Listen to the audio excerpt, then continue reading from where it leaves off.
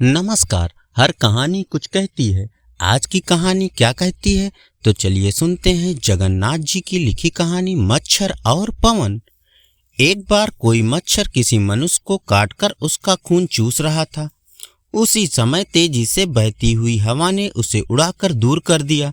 भूखा मच्छर क्रोधित होता हुआ हवा के विरुद्ध शिकायत करने बैकुंठ में भगवान विष्णु के पास गया। वहां उन्हें प्रणाम करके निवेदन किया, भगवान, तुम्हारा वह दुष्ट पुत्र पवन मुझे बहुत पीड़ित कर रहा है।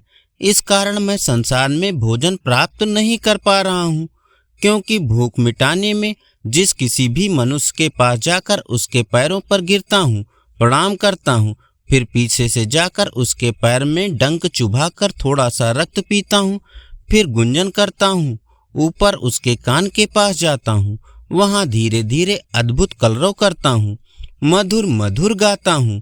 उसके बाद उसके वस्त्रों में कहीं छेद देखकर उसकी पीठ में घुसकर सासा निर्भय निशंक होकर पहले की तरह डंक चुभाकर कुछ ही खून पीता हूँ।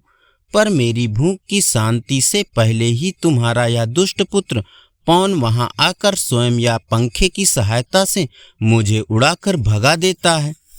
मैं आपके संसार का लघु जीव हूँ, आपकी संतान हूँ, फिर भी पेट भरने में समर्थ नहीं हूँ।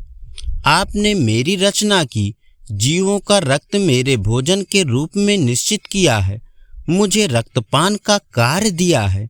यह दुष्ट पवन मेरे कार्य में विघ्न डाल रहा है, मैं कर्तव्य पालन कैसे करूं? कृपया आप उसे दंडित करें। मच्छर की बात सुनकर भगवान ने कहा, बेटा, मैं आपका कष्ट अनुभव करता हूँ, दुखी मत हो। पवन को मेरे पास भेजो, मैं उससे पूछूंगा कि यह क्या करता है। यदि वह दोषी हुआ तो उसे अवश्य दंड दूंगा। मच्छर आश्वस्त होकर पवन के पास गया और उससे कहा, भगवान तुम पर कुपित हैं और तुम्हें बुला रहे हैं। पवन विष्णु के पास गए।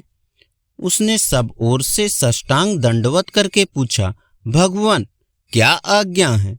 भगवान ने कहा, मच्छर तुम्हारी शिकायत कर रहा था, तुम उसे क्यों पीड़ित करते हो? तुम दोनों मेरे पुत्र हो और भाई के समान हो, कहो किस कारण उसे बाधा पहुंचा रहे हो? पवन ने विनय पूर्वक कहा, भगवान आपके आदेश से ही मैं सदा सर्वत्र उड़ता हूँ, क्षण भर भी विश्राम नहीं करता हूँ तथा जीवों को जीवन देता हूँ।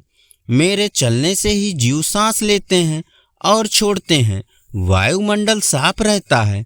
आपने ही मुझे उत्पन्न किया है और इस काम में नियुक्त किया है। यदि मैं नहीं चलूंगा तो लोग धूप और ताप से तपकर श्वास के बिना मर जाएंगे। देव क्षमा करें, मेरा कोई अपराध नहीं है, मैं आपकी आज्ञा का पालन करता हूँ, आप ही के द्वारा दिया गया कार्य करता हूँ। उस कार्य में यदि किसी जीव को कष्ट होता है तो मैं क्या कर सकता हूँ? भगवान ने कहा, ठीक है बेटा, तुम मेरी श्रेष्ठ संतान हो, मैं तुमसे प्रसन्न हूँ, चिरंजीव हो, जीवों के प्रति दयाल हो। इधर मच्छर सोच रहा है, मैंने अपने पिता ईश्वर को अपना कष्ट निवेदन कर दिया है, वे पवन को अवश्य दंडित करेंगे। कल से मैं यथेष्ट रक्तपान करके मोटा और सुखी हो जाऊंगा। दूसरे दिन वह भूख मिटाने के लिए किसी मनुष्य का रक्तपान करने के लिए गया, तो फिर ईश्वर द्वारा प्रोत्साहित पवन प्रबल वेग से आकर उसे उड़ाकर दूर ले गए। अत्यंत चकित होकर मच्छर ने फिर भगवान से निवेदन किया। भगवान ने कहा, बेटा सुनो, यह न्यायालय है, यहाँ तुम वादी और पवन प्रतिवादी है। न्यायाधीश तभी निर्णय कर सकता है जब वादी प्रतिवादी साथ उपस्थित होकर परस्पर युक्ति प्रतियुक्त से उत्तर देते हैं। यहाँ सहायक की गवाही भी आवश्यक होती है। तुम अभियोग विचित्र है, मैं क्या करूं? जब तुम होते हो तब पवन नहीं होते, जब वो होते हैं तो तुम नहीं होते। बस पहले उसके सामने खड़े होने में समर्थ हो, तब उसके विरुद्ध अभियोग लगाना।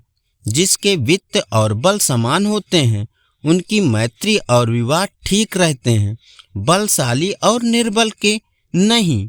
इसलिए बेटा और भी सोचो, पवन परार्थी है और तुम स्वार्थी, पवन उपकारी है, तुम अपकारी हो, तुम्हारी सहायता करने और कोई गवाही देने मेरे पास नहीं आएगा। पवन सैकड़ों गवाहियां कर सकता है। जिन लोगों को तुम पीड़ित करते हो वे सभी उसके साथ गवाही देंगे। इस स्थिति में मैं तुम्हारे अनुकूल निर्णय कैसे कर सकता हूँ? जाओ, दूसरा भोजन खोजो, अन्यथा तुम्हारा मरना ही ठीक है। लज्जित मच्छर जैसे आया था वैसे ही चला गया। धन्यवाद।